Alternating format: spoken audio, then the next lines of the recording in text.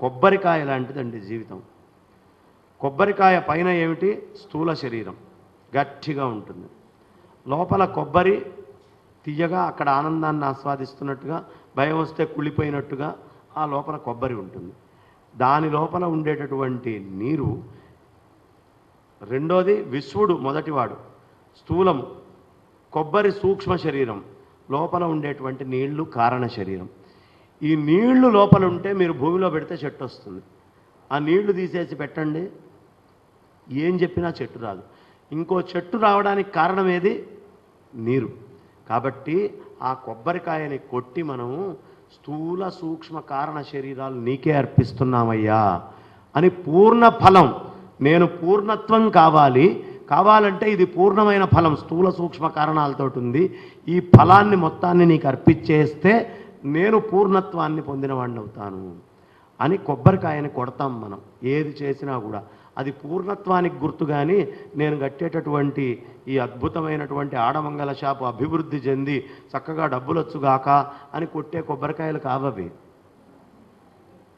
అర్థమైందా? కొబ్బరికాయ ఏమిటి? పూర్ణ ఫలం అది. కాబట్టి జాగ్రత్తగా పూర్ణ ఫలాలు అనేటటువంటి వాటిల్ని చూసుకోవాలి. అక్కడ అలాంటిదే ఇక్కడ కూడా.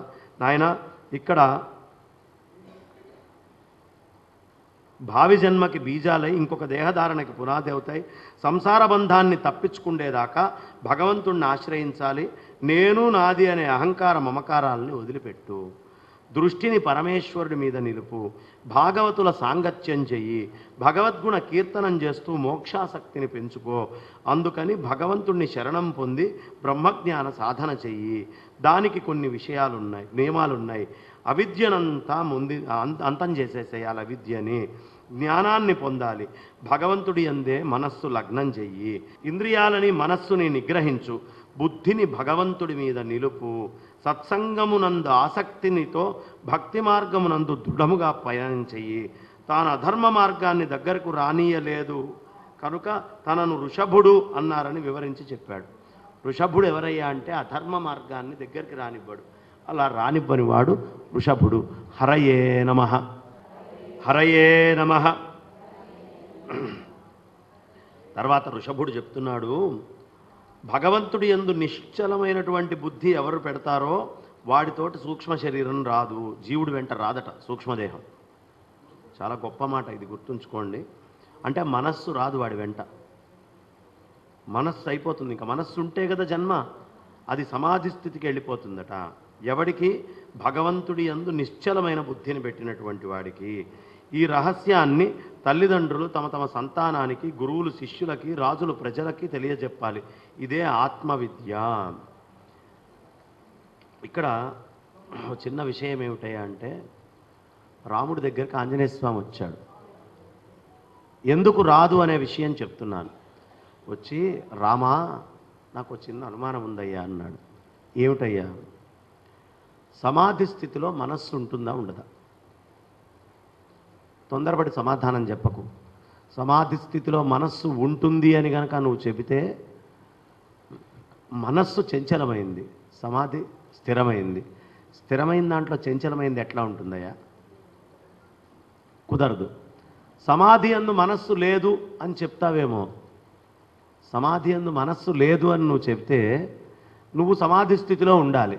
నీకు మనస్సు లేకపోతే నువ్వు చెప్పడానికి అనర్హుడివి.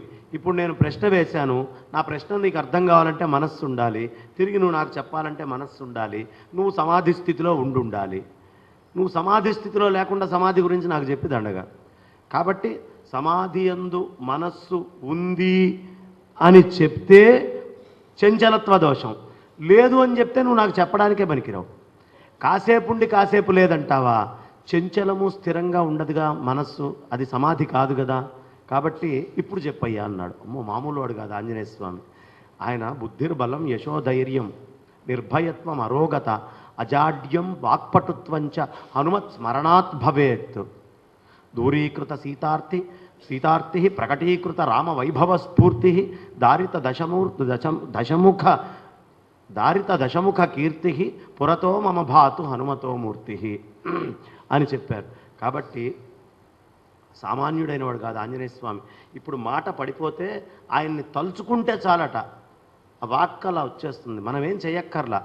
అనితర సాధ్యమైన లవణాంబుధి దాటియు లంకజొచ్చి సీతను గని దైత్యులందునిమి తద్దశకందరు మందలించి లంక మసిజేసి వచ్చే మొనకాడని రామునిచే కౌగిటం జొనుపబడిన మా అనిరసూతుకి జోతలు నచ్చదన్మదిన్ అని సుందరకాండ అంతా ఒక శ్లోకంలో మా తాతయ్య గారు రాశారండి. శ్రీమద్ వాసుదేవ రామాయణము అని ఆయన కొన్ని చలోక్తులు కూడా రాశారు. నాటి సీతమ్మగావున నాథుని విడువ కడవికింబయనించనంతేగాని నేటి సీతమ్మ అయినచో నీవే బొమ్ము నేను మా అమ్మగారింట నిలుతున్నదే.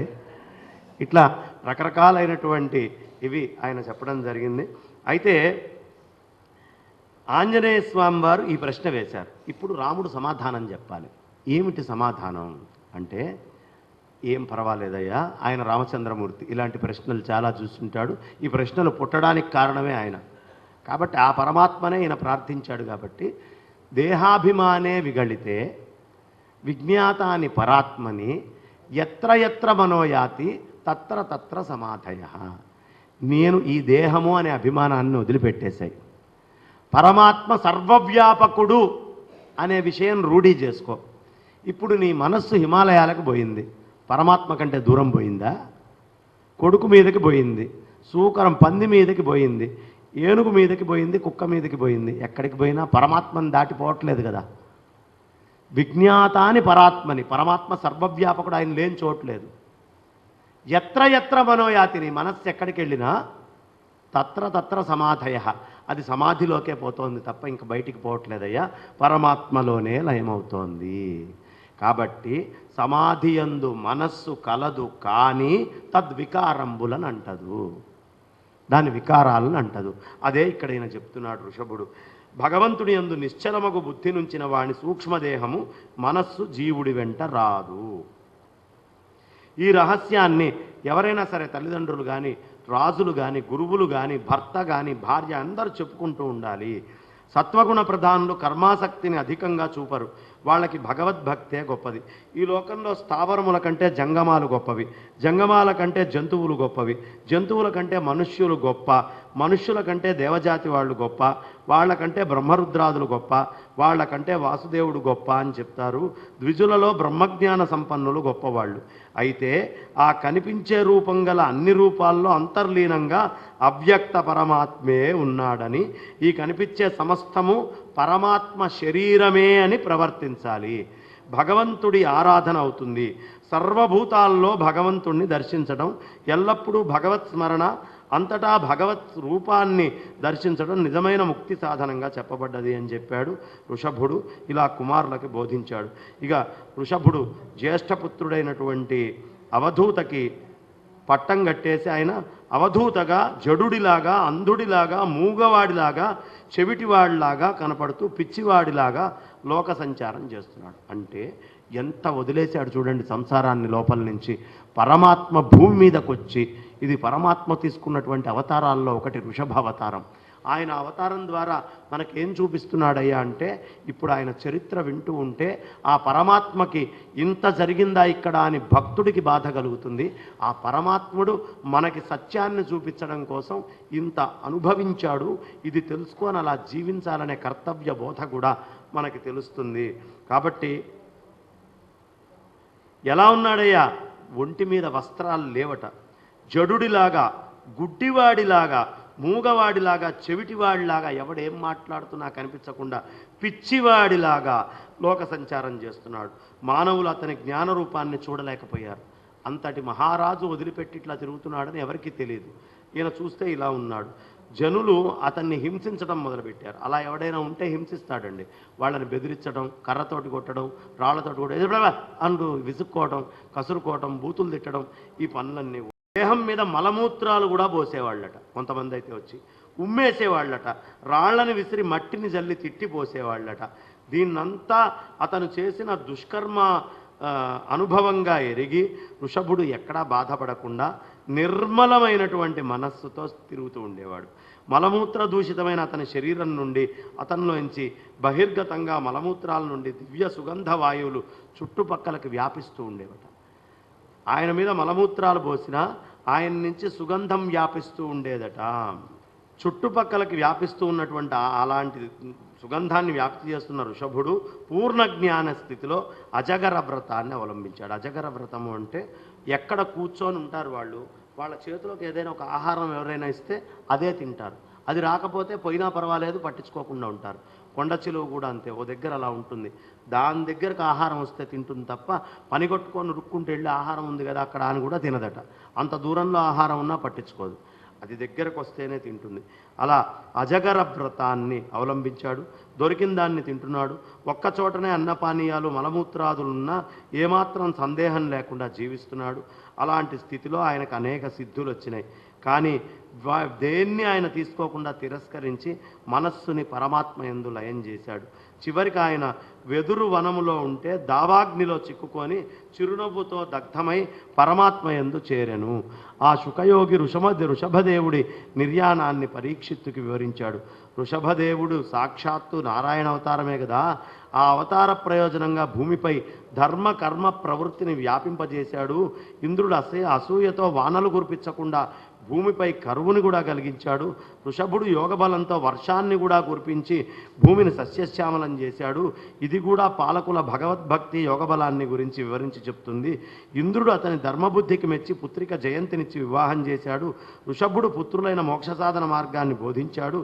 ఇలా మళ్ళీ మొత్తం అంతా తీసుకొని వస్తూ చివర్లు సిద్ధుల్ని కూడా వదిలిపెట్టి ఆయన ఎలా ప్రవర్తించాడు అనేది శుకయోగి పూర్తిగా ఇక్కడ వివరించాడు. మనిషి ఏ స్థాయికి రావాలంటే చెవులున్నా అనవసరమైనవి వినకూడదు. ఇది కనీసం ఒక్క క్షణకాలమైన జీవితంలో రావాలి. కళ్ళు ఉన్నా వృధా అయినటువంటి ప్రపంచ దృష్టితోటి చూడకూడదు. ముక్కు ఉన్న అనవసరమైన గంధాలని పీల్చకూడదు. మలమూత్రాదులు ఉన్న ఆయనకు తెలియదు. రుచి కోసం ఎప్పుడు వెంపర్లాడలేదు. భిక్షౌషధం భుజ్యతాం, అక్కడ భిక్షకైనా తిరగాలి. ఈయన అజగర వృత్తిలో ఉన్నాడు. ఏది చేతిలోకి ఎవడైనా తెచ్చి పెడితే అది తిన్నాడు. ఇక్కడ చూడండి ఋషభుడు ఎంత గొప్పవాడో. అలా ఋషభుడిలాగా ఒక్క క్షణమైనా మనం ఉండగలిగితే, ఏది జ్ఞానముతో, గాఢ నిద్రలో ఉండో మూర్చొచ్చి పక్కన పడుకోనో కాదు, నేను అనే జ్ఞానం ఉండి ఇవేవీ లేకుండా ఉండగలగటము అనే స్థితిని ఒక్క క్షణం ప్రయత్నిస్తే వాడు ముక్తుడు. మోక్షం ఎంతసేపట్లో వస్తుందయ్యా అని అడిగారు జనకుడిని. జనకుడు అప్పుడు చెప్పారు, బాగా వేగంగా ఉరికే గుర్రం, మేలుజాతి గుర్రం వేగంగా ఉరుకుతుంటే ఒక డెక్క తీసి ఇంకో డెక్క వేయడానికి ఎంత సమయం పడుతుందో అంతసేపట్లో మోక్షం వస్తుందయ్యా అన్నారు. ఇప్పుడు దాన్ని ఎవడు కొలవాలి? బాగా వేగంగా ఉరికే గుర్రం డెక్క ఇక్కడి నుంచి అక్కడ పడటం అనేది అసలు క్యాలిక్యులేషన్, మన వాళ్ళు చెప్పేటటువంటి ఆలోచన విధానమే వేరుంటుంది. కాబట్టి ఇట్లా శుకయోగి పరీక్షితుడు ఋషభదేవుడి పుత్రుడు భరతుడి గురించి కూడా వివరించడం మొదలుపెట్టాడు. భరతుడు రాజ్యపాలనని చాలా ధర్మబద్ధంగా చేస్తున్నాడు. అతడు విశ్వరూపుని కుమార్తె పంచజననిని వివాహమాడి 5 పుత్రుల్ని పొందాడు. వాళ్ళు సుమతి, రాష్ట్రభృతు, సుదర్శనుడు, ఆవరణుడు, ధూమ్రకేతువు అనేవాళ్ళు. భరతుడు అంతకుముందు అజనాభ వర్షం అని పేరున్నటువంటి భూఖండాన్ని తన పేరున భరతవర్షము అనే నామంతో అయ్యేంత ధర్మయుతంగా పాలించాడు. ప్రజలందరూ వాళ్ళ స్వధర్మాలన్నింటినీ ఆచరించుకుంటూ జీవిస్తున్నారు. యజ్ఞాల ద్వారా సర్వాశ్రయము సర్వేశ్వరుడికి ప్రీతి కలిగించింది. ఆయన హృదయం భగవంతుడి యందు లయము వదిలి ఆయన లగ్నం చేశాడు. కర్మ ప్రారబ్ధ భావంతో 1,000,000 సంవత్సరములకు శరీర పరిపక్వం కాగా తన సంతానానికి రాజ్యాన్ని అప్పగించాడు. పులహ మహర్షి ఆశ్రమానికి వానప్రస్థ జీవితం గడపడానికి వెళ్ళిపోయాడు. అక్కడ పరమాత్మ యందు మనస్సు లగ్నం చేసి పరాభక్తిని కూడా పొందాడు. జింక చర్మాన్ని ధరించి జడలను కలిగి సూర్యమండలాంతర స్థితుడైనటువంటి ప్రత్యక్ష నారాయణుని రుగ్మంత్రాలతో ఇట్లా ఆరాధించేవాడు.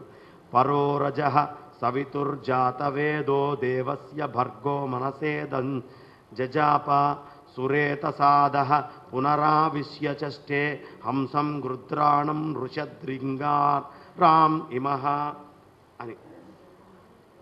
సత్వవిశిష్టాత్మకుడు స్వప్రకాశకుడు అయినటువంటి సవితృ భగవానుడిని సంకల్పమాత్రంతో విశ్వసృష్టి గావించాడయ్యా. ఆ భగవానుడు అతని అంశతో సమస్త జగత్తుని అంతర్యామి అయి చిచ్చక్తితో భగవదాభీష్ట ఫలదాతయ్యి పాలించాడు. అట్లాంటి భర్గదేవుణ్ణి నా బుద్ధివృత్తికి ప్రేరకుడిగా భావించి శరణం కోరుతున్నాను అని చెప్పించి భరతుడు జీవితాన్ని నడుపుతూ ఉండేవాడు. అంటే ఎక్కడో ఉండేటటువంటి ఆ సవితృ దేవతల్ని కూడా ఆయన వెంటనే పలికించగలిగే శక్తి కలిగినవాడు. ఒకరోజు భరతుడు గండకీ నది దగ్గరికి వెళ్ళి స్నానం చేస్తున్నాడండి. అక్కడ పూర్ణ గర్భవతి అయినటువంటి ఒక జింక నదిలో నీళ్లు తాగుతోంది. భరతుడు ప్రణవ జపం చేసుకుంటూ ప్రశాంతంగా అలా కూర్చున్నాడు. అకస్మాత్తుగా ఒక సింహం గర్జించినటువంటి చప్పుడు వచ్చింది. దాహం తీరకుండానే ఆ ఆవల తీరంలో దూకేసింది. ఒక్క దూకింది ఆ జింక. ఒక్క దూకేటప్పటికి గర్భిణి అవటం వల్ల భయం కలిగి ఒత్తిడితో యోని మార్గంలో పిల్ల బయటపడింది. నీళ్ల ప్రవాహంలో పడి కొట్టుకుపోతోంది. తల్లి లేడి భయంతో ఒక గుహకి చేరి మరణించింది. పిల్లలేడి నీటి ప్రవాహంలో కొట్టుకుపోతుంటే రాజర్షి అయిన భరతుడి కంటబడ్డది. ఆయన కరుణతో ఆ లేడి పిల్లని ప్రవాహంలోంచి బయటికి తెచ్చి తల్లి లేని పిల్ల అని భావించి ఆత్మీయ శిశువుని పోషించినట్లుగా సొంత పిల్లని పోషించడం ఎలాగో అలా పోషిస్తూ తృణాదులతో గడ్డిని తీసుకొచ్చి మళ్ళీ దాని నోటి దగ్గర పెట్టి దాని ఆకలి తీరుస్తుండేవాడు. క్రూరమృగాలు కంటపడకుండా రక్షిస్తూ శరీరాన్ని అప్పుడప్పుడు గోకటము మొదలగు వాటి ద్వారా సంతోషాన్ని కలిగిస్తూ ఆ హరిణ శిశువు పాలనమందు ఆసక్తుడైపోయాడు. ఈ ఆసక్తి భగవదారాధన ఆసక్తిని కొంచెం తగ్గించింది. భరతుడి ఆలోచనలన్నీ ఆ చిన్న జింక పిల్ల మీదకే వెళ్ళిపోయిన హరిణ శిశువు మీదకే.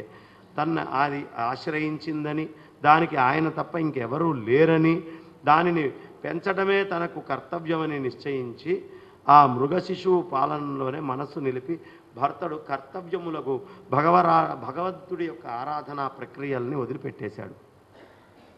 మృగ శిశువు ఆసక్తి అనేటటువంటి విగ్రహం కలిగింది ఆయనకి. యోగానుష్ఠాన భ్రష్టుడైపోయాడు భరతుడు. అలా భ్రష్టుడైన భరతుడు సర్పము ఎలుక కన్నంలోకి దూరినట్లుగా కాలము అనేటటువంటి సర్పము వాడిని చేరింది. కాలము అనేటటువంటి సర్పం చేరింది. ఆ ప్రాణోత్కరణ సమయంలో లేడి పిల్ల ఏమవుతుందో అని స్మరించాడు. మనుష్య దేహాన్ని త్యజించి మృగజన్మమునందే భరతుడి తపోయోగ బలంతో పూర్వజన్మ శృతి కలిగి మృగంగా జన్మించాడు. తన తపోయోగ భ్రష్టుత్వానికి చింతిస్తూ తిరిగి పులహ మహర్షి ఆశ్రమానికి చేరి సాంగత్య దోషం వల్ల మళ్ళీ నీచ సంసార కర్తవ్యమైన జన్మ కలగకుండా కేవలం శుష్కపత్ర తృణాదులు, పడిపోయినటువంటి ఎండుటాకులు ఆ పత్ర తృణాదులే స్వీకరిస్తూ మృగదేహ వాసన కాలము నిరీక్షించి అది ఎప్పుడు పోతుందా అనేటటువంటి దానికోసం నిరీక్షించి పవిత్ర తీర్థ ఉదకాన్ని కళేబరంలో నిమజ్జనం చేసి మృగదేహాన్ని పరిత్యజించాడు. ఈ మృగదేహ కర్మానుభవ సమాప్తి కాగానే భరతుడు ఒక బ్రాహ్మణ భక్తుడింట్లో రెండో భార్యకు కలిగినటువంటి స్త్రీ పురుష కవలల్లో పురుషుడిగా జన్మించాడు. ఈ జన్మయందు కూడా భరతనామమునే ధరించాడు. పూర్వజన్మ స్మృతి కలిగింది. అందుకని స్వజన సాంగత్యం కూడా పతనం కలగడమే అని శంకించి భగవంతుడి పాదపద్మాల్ని మనసా ఆశ్రయించి జ్ఞానేంద్రియాలకు అతీతమైనటువంటి ఉన్మత్త జడ అంధ బధిరాది లక్షణాలని ప్రకటించాడు. తన ఋషభుడైనటువంటి ఆయన ఏం చేశాడో పూర్వ జన్మలో తండ్రి అదే స్థితి ఆయన తెచ్చుకున్నాడు. భరతుడి తండ్రి అతని జన్మ సంస్కారములను చేయదలిచాడు. ఆ సంస్కార జనిత కర్తవ్యాలన్నీ కూడా ప్రక్రియలు విరుద్ధంగా ఆచరిస్తూ ఉన్నాడు. ఏం పట్టించుకోకుండా ఉన్నాడు. తండ్రి భరతుడిపై ప్రేమతో బ్రహ్మచర్య, శౌచ, అధ్యయన వ్రతాలు బోధించడానికి ప్రయత్నం చేశాడు. భరతుడు వాటిని విఫలం చేశాడు, వినదలుచుకోలేదు. తండ్రి పరలోకగతుడైపోయాడు. తల్లి సహగమనం చేసింది. సవతి సోదరులు అతన్ని జడుడిగా భావించి అనేకమైన నీచ పనులు వాడితోటి చేయిస్తూ ఉండేవాళ్ళు. ఉపాధి అయిన శరీరాన్ని నిలపడానికి ఎట్టి ఆహారమైనా స్వీకరించవలసిన భరతుడు ఇంద్రియానందం కొరకు ఏ ఆహారాన్ని ఆయన ఎప్పుడు స్వీకరించేవాడు కాదు. సర్వవిధాల సంస్కారహీనుడుగా కనపడు భరతుడు అంతరంగంలో అవధూతలాగా ప్రవర్తించాడు. వాడి సోదరులు ఎంత హీనమైన మనుష్యులంటే తినలేని ఆహారాన్ని పెట్టినప్పటికీ దాన్ని వాడు చక్కగా స్వీకరించి ఆనందంగా తింటూ ఉండేవాడు. అన్నిట్లో సమభావము అనేటటువంటిది వాడు ఏర్పాటు చేసుకున్నాడు. ఒకరోజు భరతుడిని రాత్రిపూట పొలానికి కాపలా కాయటం కోసం పెట్టారు.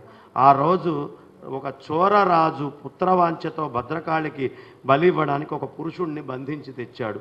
ఆ పురుషుడు ఎలాగో బంధనాలన్నీ విడిపించుకొని పారిపోయాడు. వాణ్ణి వెదగడానికి వచ్చిన భటులు భరతుడి యొక్క బలిష్ట కాయాన్ని చూసి వీణ్ణి బలిద్దాము అని భరతుడిని బంధించుకొని వెళ్ళారు. అతన్ని చక్కగా అలంకరించారు. నూతన వస్త్రాలన్నీ భరతుడికి తొడిగారండి. భరతుడు వాళ్ళు చేసే ఏ ప్రయత్నాన్ని ఆపలేదు. చిరునవ్వుతో నిరాసక్తంగా కూర్చున్నాడు. కానీ ఆ బలి ప్రయత్నం కాళీమాతకి సంతోషం కలిగించలేదు, సరిగదా కోపాన్ని తెప్పించింది. విలోమ ధర్మమైనటువంటి భగవద్విరోధ విషయమును బ్రహ్మజ్ఞాని దగ్గరికి తీసుకొని వెళ్తారా, ఆయన వధకి తీసుకొస్తారా అని కోపగించి ఆమె విగ్రహం నుండి వెలువడి చోర్లని కత్తులతో గ్రహించి వాళ్ళ శిరస్సుని ఖండించేసింది. తర్వాత సర్వధర్మాన్ పరిత్యజ్య మామేకం శరణం వ్రజ అహంత్వా సర్వపాపేభ్యో అనన్యా చింతయంతో మాం ఏ జనా పర్యుపాసతే తేషాం నిత్యాభియుక్తానాం యోగక్షేమం వహామ్యహం. యోగక్షేమాలు ఆయనే తీసుకుంటాడంటానికి ఇది గుర్తు.